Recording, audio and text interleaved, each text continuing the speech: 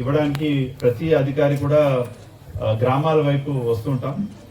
ఈ రోజు ఏంటంటే మన జిల్లాలో 2,63,000 మందికి 115 కోట్లు మనం పంపిణీ చేస్తుంటాం పెన్షన్స్. ఇందులో ఎక్కువగా వృద్ధాప్య పెన్షన్లు, వితంతు పెన్షన్స్, ఇంకా వికలాంగ పెన్షన్స్ అన్ని కూడా ఉంటాయి. అయితే చాలా మన సిబ్బంది 4,200 మంది సిబ్బంది దీనికోసం కష్టపడుతూ ఉంటారు. పొద్దున 7 గంటల నుంచి మధ్యాహ్నం ఇంచుమించుగా 1 గంట టైంకి 90% మన జిల్లాలో పెన్షన్స్ అనేది పంపిణీ చేయడం జరుగుతుంది ప్రతి నెల కూడా. సో ఇక్కడ మా రిక్వెస్ట్ ఏంటంటే పెన్షన్స్ కొన్ని చోట్ల టెక్నికల్ ప్రాబ్లమ్స్ వల్ల కొంచెం ఇంటికి దూరంగా ఇవ్వాల్సి వస్తుంది, కానీ ప్రతి చోట కూడా మిగతా చోట్ల ఇంటి దగ్గరికి వచ్చే మన వాళ్ళు పెన్షన్స్ ఇస్తున్నారు. సో పెన్షన్స్ లో ఏదైనా కంప్లైంట్స్ ఉన్నా కూడా మీరు వెంటనే ఎంపీడీఓ గారికి తెలియజేయచ్చు.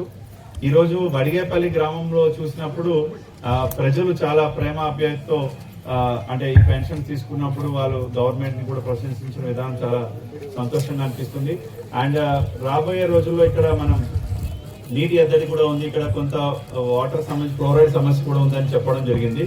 సో ఇక్కడ డ్రింకింగ్ వాటర్ ఇష్యూస్ పట్ల ప్రత్యేకమైన శ్రద్ధ తీసుకోవడం జరుగుతుంది.